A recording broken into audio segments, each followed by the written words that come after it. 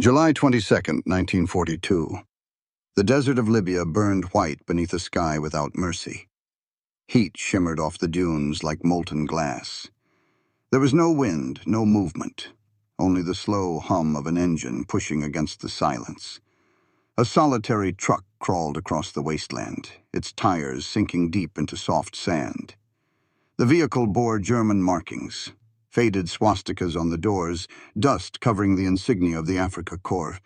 Inside, 4 men sat in stiff uniforms, their faces streaked with sweat and grime.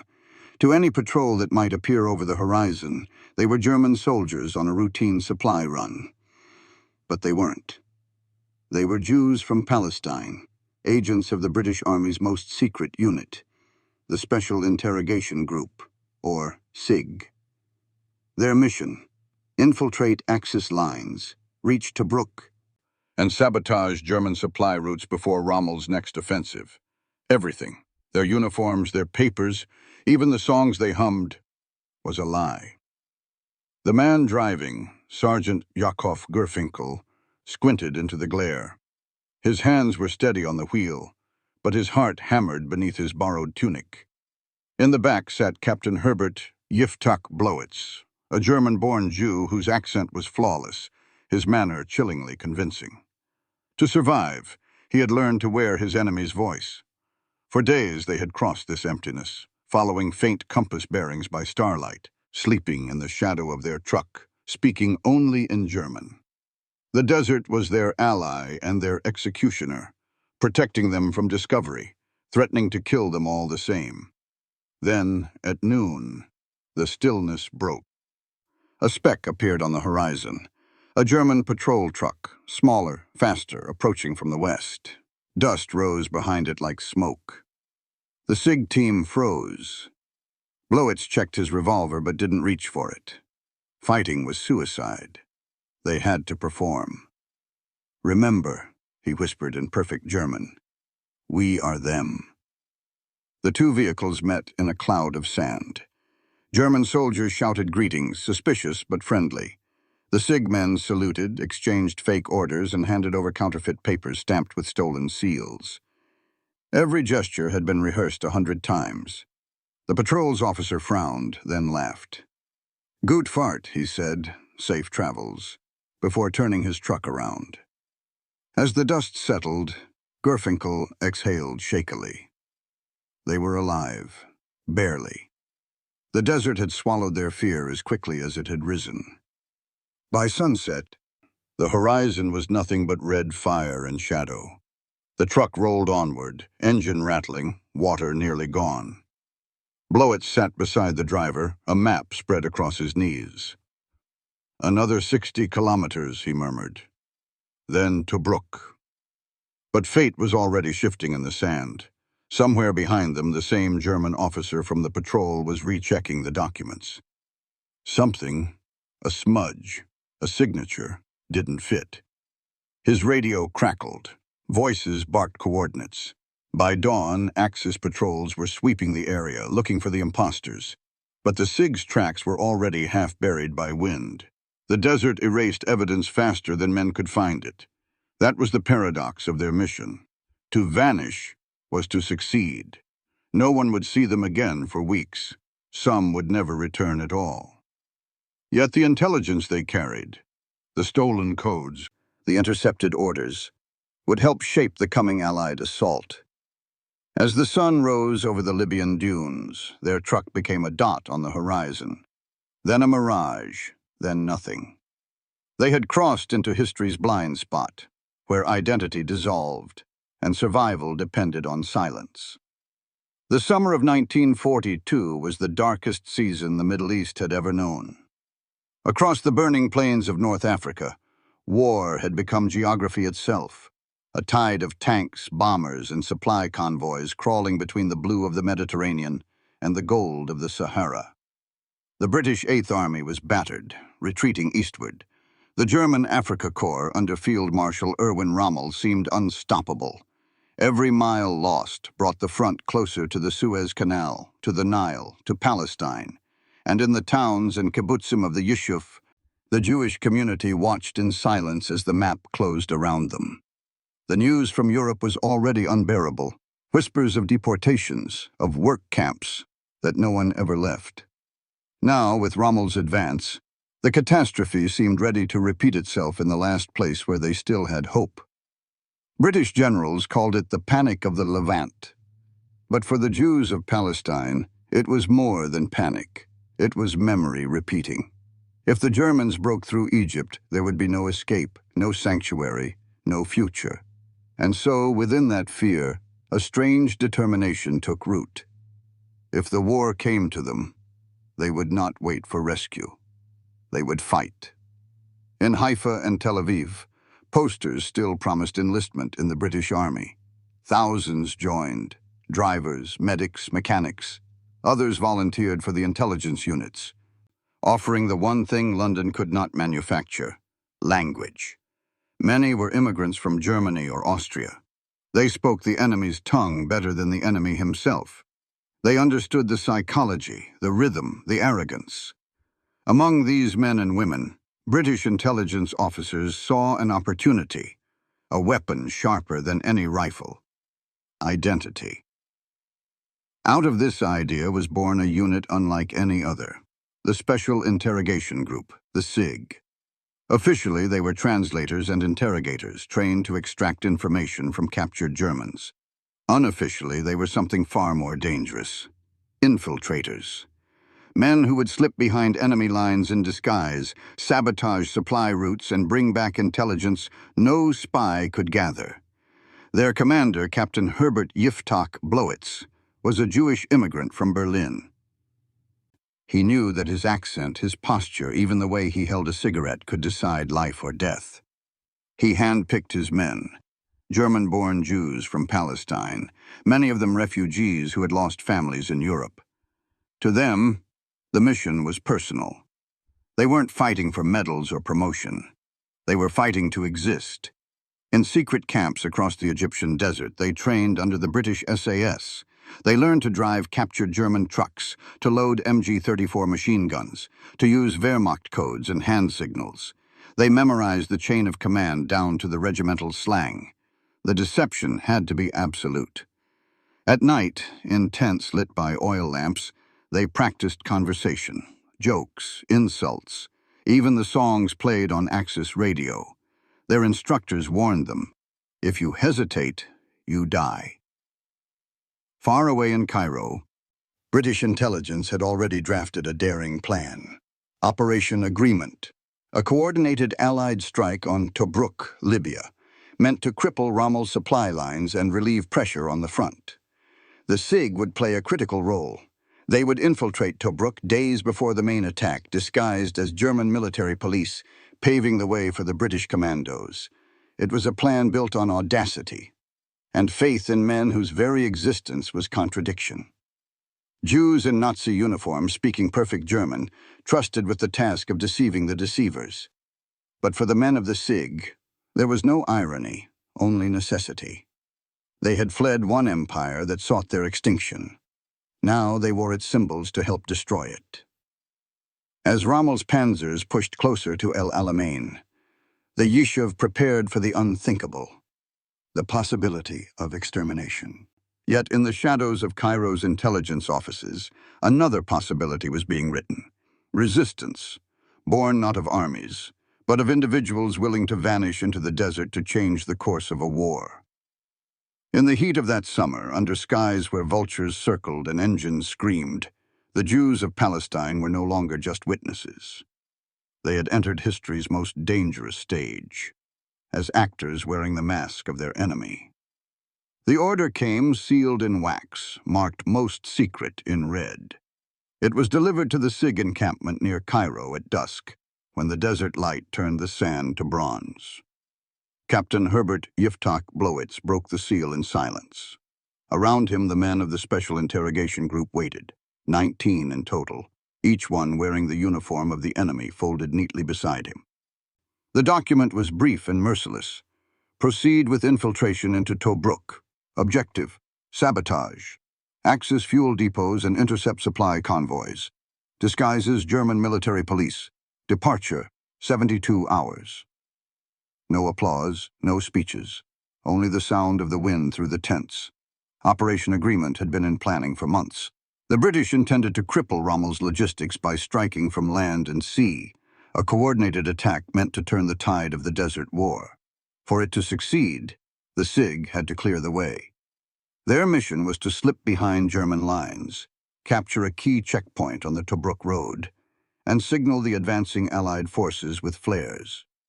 They were to act as the opening act of the entire operation, unseen, unheard, uncredited.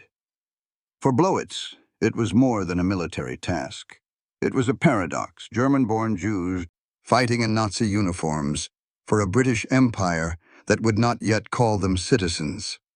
They carried the weight of exile and vengeance together.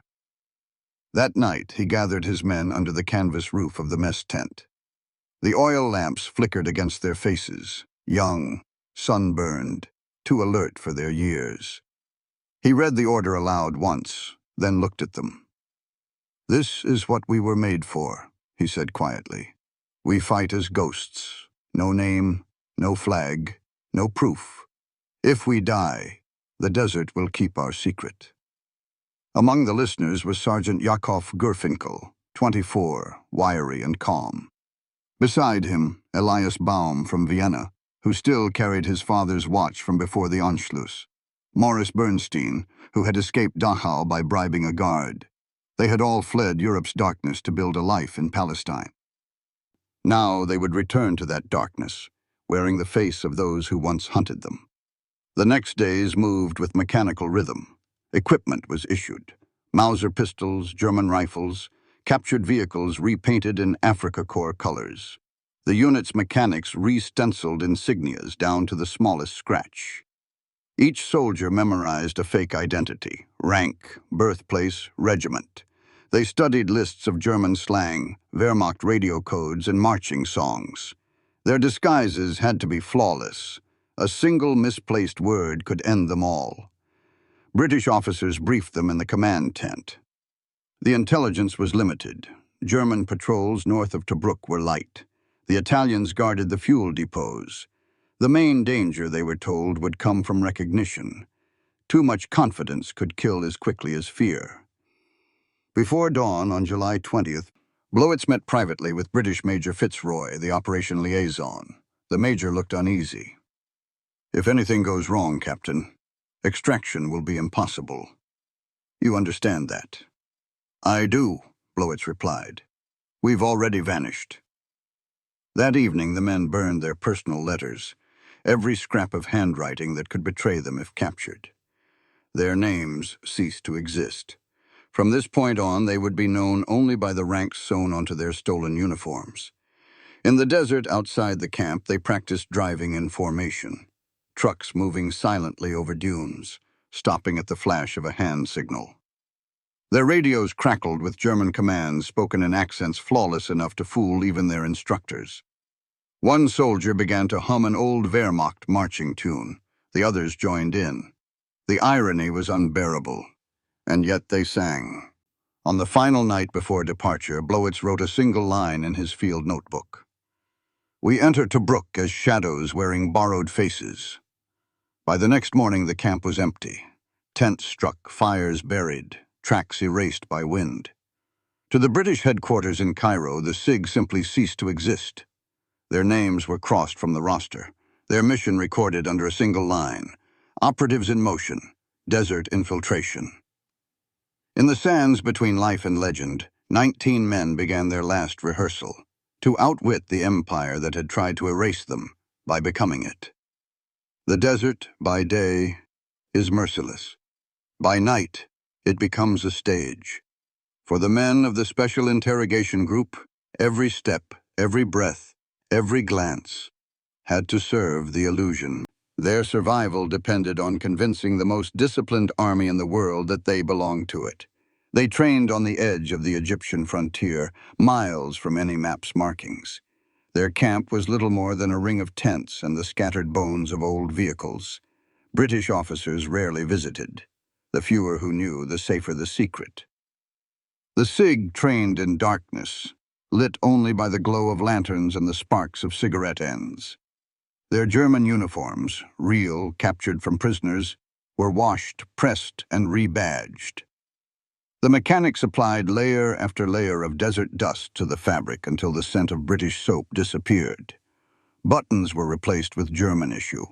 Identification tags were restamped using stolen molds. Even the smell of the fuel they carried matched that used by the Afrika Korps, a small detail. But in war, small details save lives. Each man memorized his false identity: name, rank, hometown, regiment, favorite cigarette brand. They learned to answer questions instinctively in German. The accent of Hamburg, Berlin, Vienna. No hesitation, no trace of Hebrew or English. The Germans were masters of procedure. Hesitation would expose them faster than gunfire. Captain Herbert Yiftach Blowitz drilled them relentlessly. He was both commander and actor-director, choreographing gestures, posture, and silence. "Remember," he said, "Germans salute differently. The British use the hand. The Germans use the arm. Forget that, and you die." They practiced checkpoints, interrogations, and inspections. Blowitz played the suspicious officer, his voice cold and sharp. "Where were you posted before Tobruk? Who commands your regiment? What's the name of your company cook?" The answers came instantly, perfectly. Those who faltered repeated the drill until their voices no longer betrayed fear. Even laughter was rehearsed. The rhythm of German soldiers boasting in bars, the rough camaraderie of men who believed themselves untouchable. Their vehicles were another layer of the masquerade. 2 trucks and a staff car, all captured from Axis forces, had been repainted with German insignia. The unit symbol, a palm tree with a swastika, was drawn by hand onto the doors. Inside, crates of ammunition and petrol were stacked neatly. Beneath them, hidden compartments held British explosives and secret radios. At night, they studied maps by candlelight. The route to Tobruk was a corridor of danger. 200 miles of desert patrolled by German and Italian forces. Their instructions were clear: no lights, no fires, no unnecessary words. If stopped, they would produce forged orders authorizing their movement from the Afrika Korps headquarters at Benghazi. Those papers, crafted by British intelligence, were their only protection. But deception has its own kind of weight. Every man felt it. The dissonance between the uniform on his body and the history written on his skin. Some had fled Germany with forged passports only years before. Now they wore the same eagle insignia they once feared. In rare moments of rest, they spoke quietly in Hebrew, just a few words, just to remember who they were. "We'll never get used to this," said Gerfinkel one night. "Maybe we shouldn't," Blowitz answered. "If we ever do, we've already lost." When the training ended, they gathered before departure. The moon was high, casting the desert in silver. Blowitz walked the line, inspecting each man's uniform.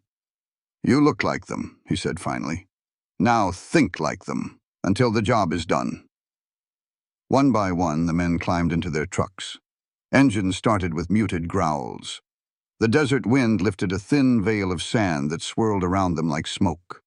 Somewhere beyond the horizon, the Afrika Korps slept, unaware that 19 of its newest soldiers were Jews from Palestine. As the convoy disappeared into the darkness, the British liaison turned to a corporal beside him. "Do you think they'll come back?" he asked. The corporal didn't answer. He just watched the sand settle and whispered, "If they do, the desert will have to let them go." The performance was ready.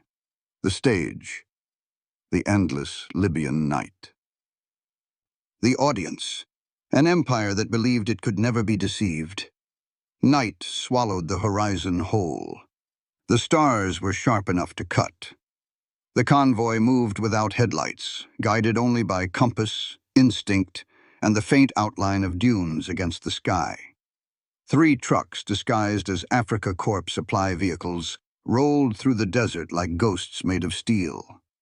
Inside, the men of the Special Interrogation Group sat in silence, their nerves wound tight as wire. The desert was not empty. It was listening. Every sound, every cough of the engine felt like confession. Sergeant Yakov Gurfinkel sat behind the wheel of the lead truck, his hands raw from the rough grip. He drove as if the sand itself were watching. The uniforms itched.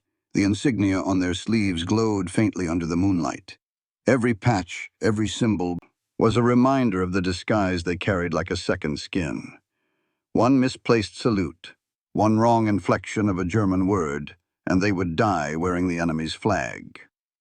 At 0117, they approached their first checkpoint, a small outpost along the coastal road between Derna and Tobruk. Two German sentries stepped from the shadows, rifles slung over their shoulders. "Halt! Kenwort!" one shouted. "Password!" Blowitz leaned from the passenger seat. His German was flawless, his tone dismissive, impatient. "Afrika course! Transport Colonna 7! Orders from Benghazi!" He tossed down forged papers, crisp and perfect under the lantern light. The guard scanned them, frowning. "You're late." "We were delayed by the Italians," Blowitz snapped. "Always the Italians." The sentries laughed, the tension dissolved, and the barrier lifted. The convoy rolled on. No shots, no suspicion, only the hum of tires against sand. Inside the truck, the men exhaled together, quietly, invisibly. One checkpoint down, dozens more ahead.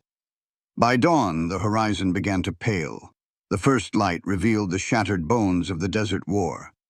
Burned-out tanks half buried in sand, rusted artillery pieces, the carcasses of old battles. To their right, the sea shimmered faintly, its calmness deceptive. Tobruk lay just beyond that glittering edge, a fortress of barbed wire, guns, and men. Blowitz checked his map. 30 kilometers, he murmured. "We'll enter before midday." The SIG's orders were clear. Infiltrate Tobruk, locate the German fuel depots, and mark them for the Allied airstrike. They would pose as a returning patrol escorting captured British prisoners, 2 men among them, dressed in rags, wrists tied loosely with rope. The deception had layers within layers. As the sun rose higher, the heat became unbearable. The trucks slowed. Every movement stirred whirlwinds of dust that clung to their uniforms like guilt. Water was rationed, 1 sip per hour.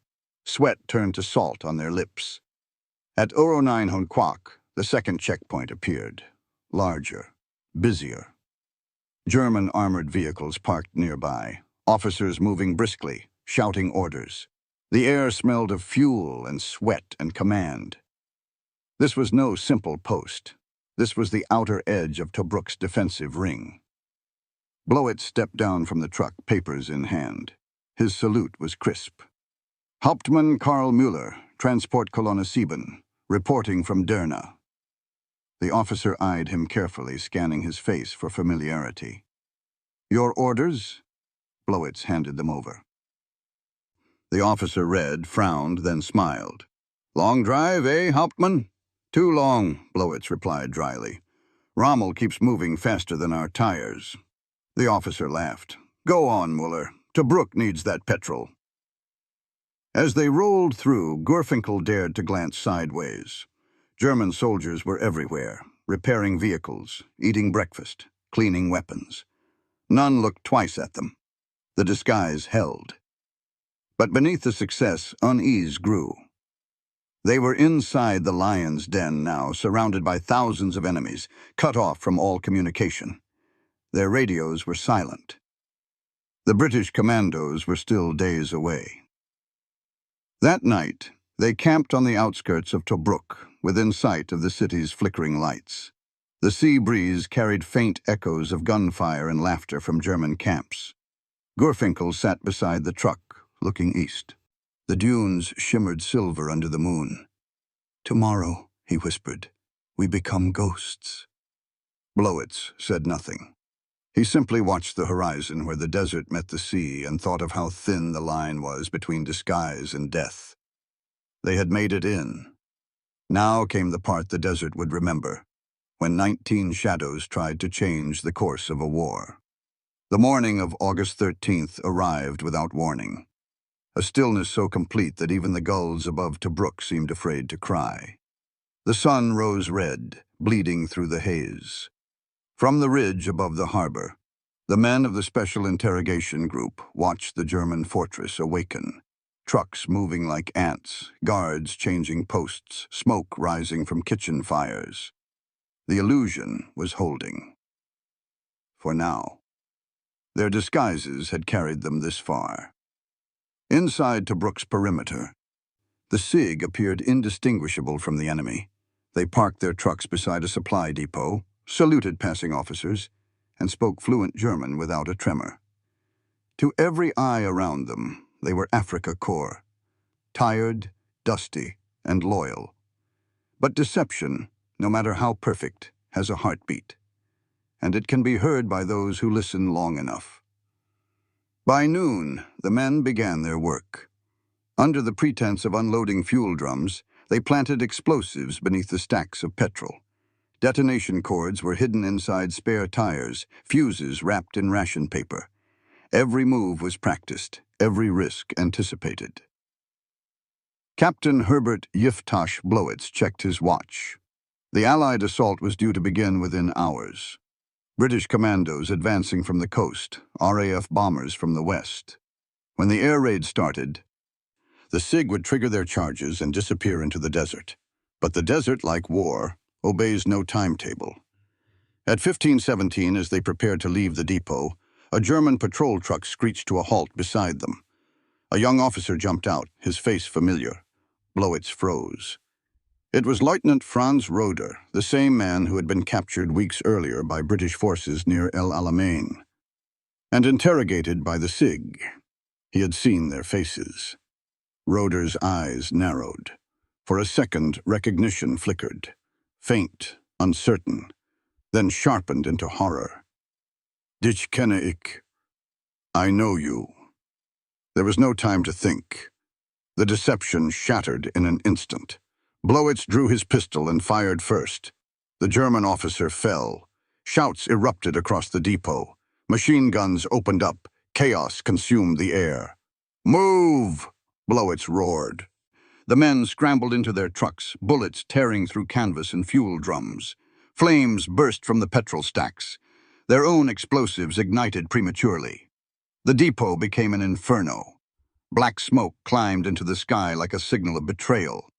The SIG convoy sped through Tobruk's outer gates, engines screaming, tires spitting sand. Behind them, sirens wailed, trucks gave chase. The city they had deceived now hunted them through the desert. The plan was dead. The ambush was alive. Sergeant Yakov Gerfenkel fired from the back of the lead truck, his rifle kicking against his shoulder. German rounds pinged off metal, one grazing his arm. Ahead, the open dunes shimmered with heat, the only escape left. They drove until the city vanished behind a veil of smoke. But the Germans followed relentlessly, their armored cars faster, better armed. The desert became a blur of motion. Sun, dust, gunfire, breath. "Out! Scatter!" Blowitz shouted. The men abandoned the trucks, diving into the dunes, weapons clutched to their chests. They fired until their ammunition ran dry, the echo of battle swallowed by the wind. Within hours, the desert reclaimed them. The British commando force, delayed by weather and navigation errors, never arrived. The operation collapsed before it began. The SIG were stranded. No extraction, no supplies, no radio. Some were captured by German patrols, beaten, interrogated, executed. Others fled deeper into the wasteland, carrying nothing but their weapons and the hope of direction. When night came, the wind rose. It swept over the battlefield, covering bodies, footprints, and tire marks. By dawn, the sand was smooth again, unbroken, indifferent. British command in Cairo received no word. Tobruk remained in Axis hands. The mission was erased from official communiques before the sun even set. But in the stillness after the fire, somewhere between the dunes and the stars, a few men kept walking. No uniforms now, no insignia, no names, only the instinct to survive. The desert, that vast and ancient accomplice, had betrayed them. And yet it was the only thing still keeping them alive. and as the last of the SIG disappeared into its endless horizon, the world lost sight of them forever. They had entered the desert as Germans, fought as Jews, and vanished as ghosts. The desert remembers nothing. By morning, the dunes had already erased the story. The burned trucks, the shattered rifles, the tracks that once pointed toward escape, all swallowed beneath shifting sand. Only the wind remained, whispering over the graves of the living and the dead alike, for the survivors of the Special Interrogation Group. The world had narrowed to one dimension: endurance. The sun above, the sand below, and the horizon that never came closer. Captain Herbert Yiftach Blowitz led 3 men, Yakov Gerfinkel, Elias Baum, and Morris Bernstein, the last fragments of a vanished unit. Their uniforms were torn, insignias stripped, their water nearly gone. They moved by night, hiding by day, navigating by the stars they barely trusted. The plan was simple now: reach British lines or die walking. The Libyan desert offered no mercy. The heat in daylight was so intense it cracked their lips to blood. At night, the cold bit through their thin clothes like wire. The wind shifted constantly, changing the landscape until nothing looked familiar. Every dune looked like the last, every horizon a mirage. They rationed their water, 1 swallow each morning, 1 at dusk. When it ran out, they drank the condensation from engine parts or scooped handfuls of sand to trick their throats into swallowing. Blowitz never spoke of failure. He spoke of direction. "North," he said again and again, as if the word itself could become water.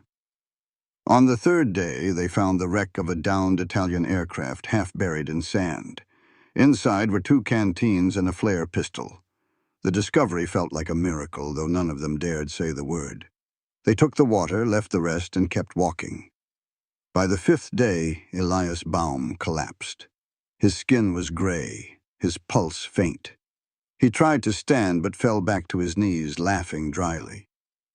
"At least it's quiet here," he whispered. Blowitz and Gerfinkel lifted him by the arms, dragging him forward through the sand. They didn't stop until night. When they finally laid him down, he didn't wake again. They buried him beneath a small ridge of stone. No prayer, no marker, only a silence that lasted too long. The next morning, the wind had already covered the mound. By the 7th day, only 2 remained, Blowitz and Gerfinkel. Their shoes were torn open, feet bleeding into the sand. They walked with their hands clasped to their rifles, less from readiness than from memory. Soldiers holding on to identity even as the desert stripped it away. At dusk, Gerfinkel stumbled and didn't rise. Blowitz knelt beside him. His voice was hoarse, almost gone. "We're close," he said, though he didn't know. "Another day." "Another lie." Gerfinkel managed to smile. Blowitz squeezed his shoulder. "We built this war on lies. Might as well end it with one." He left him there at dawn, walking north alone. The footprints stretched behind him like a prayer the sand was already erasing. 2 days later, a British reconnaissance plane spotted a lone figure waving a strip of white cloth. The pilot marked the coordinates, but by the time a patrol reached the spot, there was no one there. Only a rifle half buried in the sand and a German dog tag engraved with the name Karl Müller, the alias of Captain Blowitz. Weeks passed before any word returned to Cairo. A handful of prisoners captured near Tobruk mentioned the false Germans, men who spoke perfect language but wore the wrong souls. Some had been executed on sight. Others, they claimed, walked into the desert and did not come back. When the war's reports were compiled months later, the SIG's final entry read simply, "Operation incomplete, personnel missing." But in the Yishuv, among those who had known them, friends, family, the quiet few who understood what had been asked of them, stories began to spread, stories of men who had outwitted the Axis, worn their enemies' faces, and vanished into sand rather than surrender. Whether they died in the dunes or made it home, no one could prove. The desert kept its silence, as deserts always do. And somewhere beyond the maps, between the wreckage and the wind, their legend began to take form, not as soldiers, not as spies, but as ghosts who refused to be remembered only by their failure. Because in the end, disappearing was not defeat. It was their final deception. By the time the British learned what had happened, the war had already moved on. The front lines shifted west toward El Alamein. Rommel's advance stalled, and new battles consumed the attention of generals and ministers. The desert had claimed another story, and bureaucracy buried what the sand had not. At Cairo headquarters, Operation Agreement was recorded as a failure. Objectives unmet, units presumed lost. The details of the Special Interrogation Group were sealed in classified files marked for internal reference only. No names, no funerals, no commendations. In the typed summary, there was no mention of disguise or of Jews who had risked everything in enemy uniform. Only the phrase, "Personnel missing in action, Tobruk sector." The British command preferred silence. The mission had been too unconventional, too unsettling. The idea that Jewish soldiers had worn Nazi uniforms, spoken flawless German, and infiltrated Axis positions was both extraordinary and uncomfortable. It blurred the lines between enemy and ally, hero and shadow. So the story was buried. In the Yishuv, the silence cut deeper. Families waited for letters that never came. Wives visited post offices daily asking for word. Mothers lit candles at dusk, though no one had declared their sons dead. Rumors spread of spies who had crossed the desert, of a secret unit that became the enemy. Some said they had reached Cairo alive. Others whispered that they had been executed by Rommel's men. No one knew which version to believe. In Tel Aviv, a British liaison officer visited one of the families. He handed over a single envelope stamped, "Returned to sender."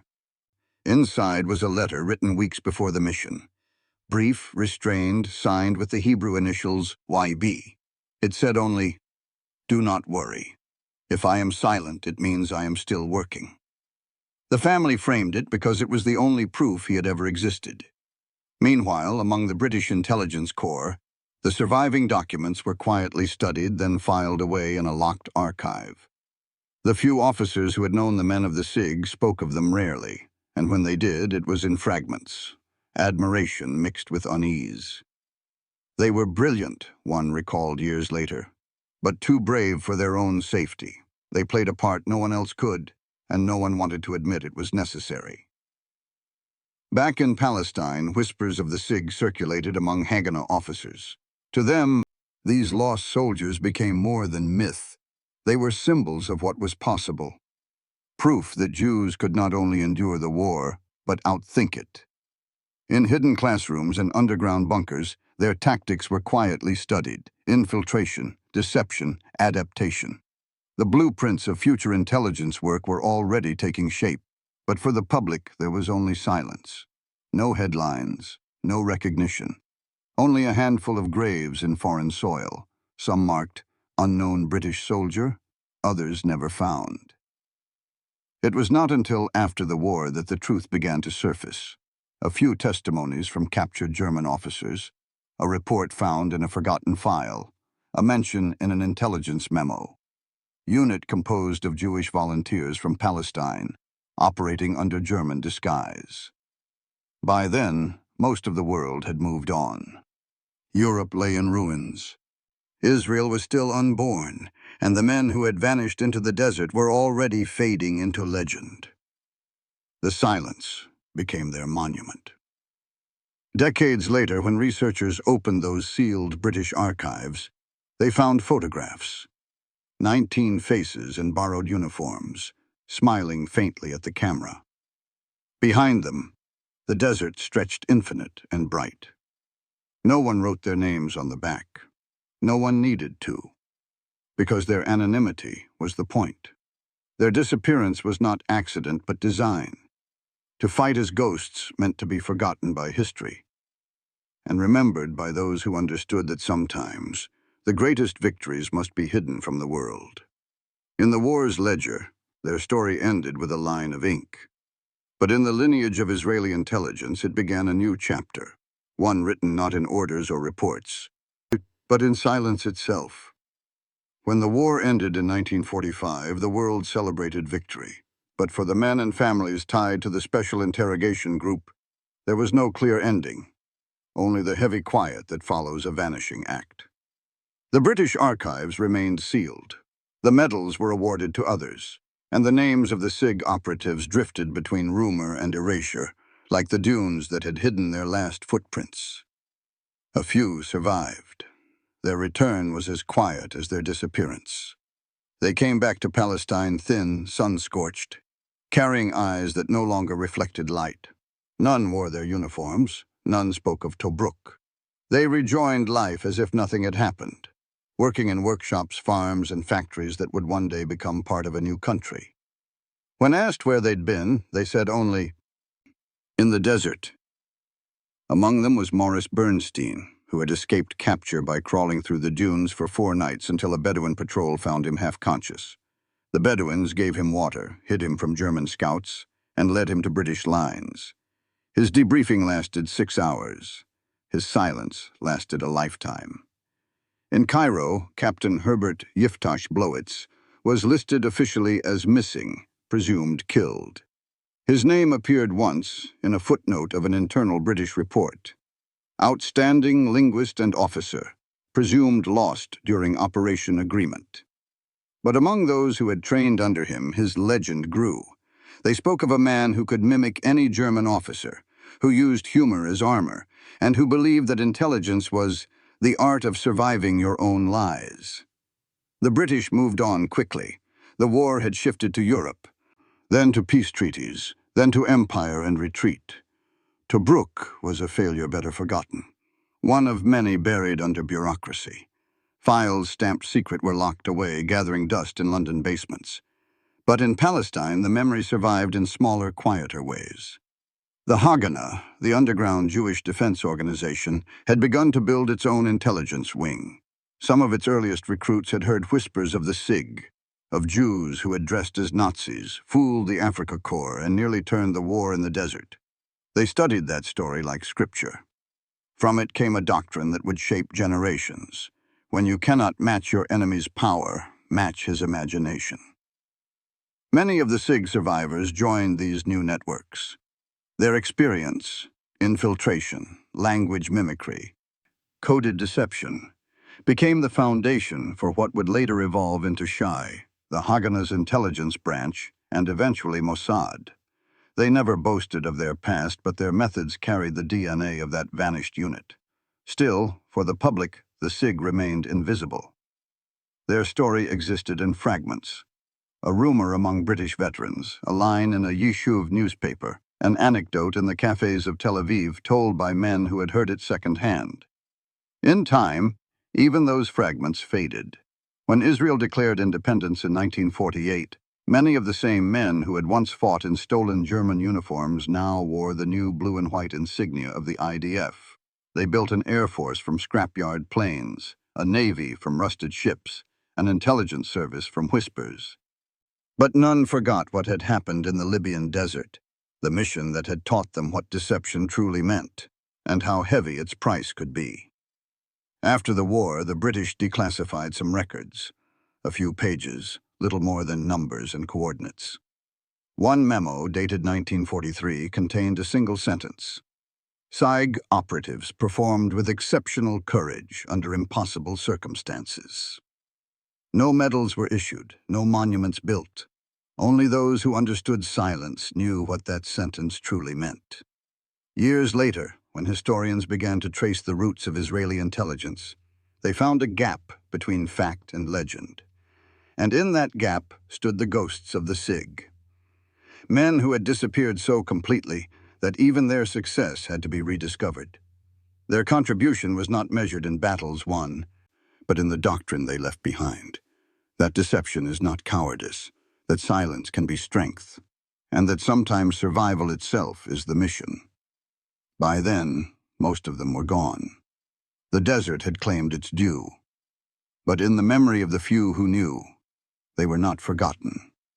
They were the prototype, the template from which all future daring would be cut. They had not died in vain. They had simply continued the war in a way the world could not see.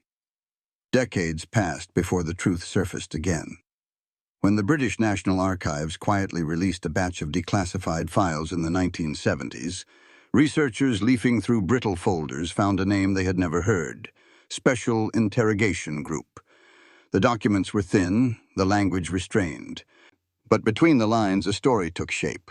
A band of Jewish volunteers from Palestine who had fought Rommel's army by becoming it, and then disappeared into the Libyan dunes.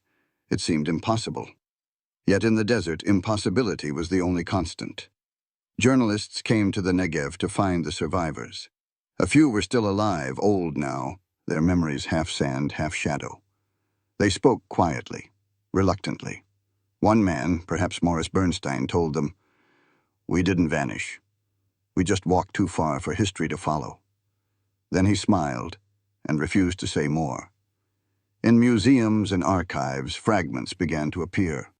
A black and white photo of men in German uniforms, their faces sun-creased but calm. A forged Wehrmacht document with Hebrew handwriting on the back. A rusted canteen recovered by a Bedouin shepherd near Tobruk. Each artifact was a whisper, a trace of something that had tried not to leave any. In Tel Aviv, decades later, a small display case was added to the IDF museum. Inside, under glass, lay a German army dagger. On its handle, crudely carved with a pocket knife, was a small six-pointed star. No caption was needed. Beneath it, a single line was inscribed: "They fought in silence so that others could speak." The desert, too, kept its own archive. Every few years, shifting winds unearthed scraps of metal, a button, a bullet casing, a piece of leather. Each time they were reburied by the next storm, the sand returning to its eternal duty of forgetting. The landscape remained indifferent, but for those who knew where to look, it still held the faint geometry of human struggle. The outline of tire tracks that once led nowhere. The shallow dip where a fire might have burned. Historians would argue over details: the number of men, the exact route, the coordinates of their last stand. But the essence of the story resisted precision. What mattered was not the failure or the success, but the idea itself. That identity could be weaponized, that knowledge could be courage, that disappearance could be victory. In the legacy of Israel's intelligence community, the SIG became a ghost parent, unacknowledged but ever present. Their methods of infiltration, their reliance on language and disguise, their belief in deception as defense, all became the unseen foundation of what would later define the Mossad's ethos. Every operation that relied on silence carried a shadow of those 19 men. And yet, even now, their names rarely appear in books.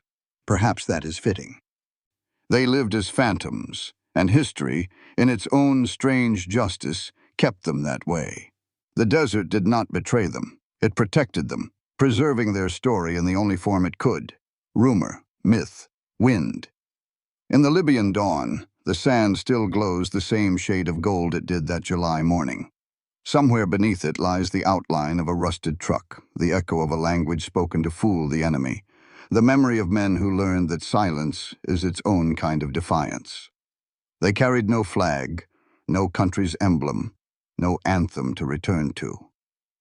But when the desert called their names, they answered not with surrender but with the most human act of all: to disappear so that others might endure. They did not lose. They became the silence that wins.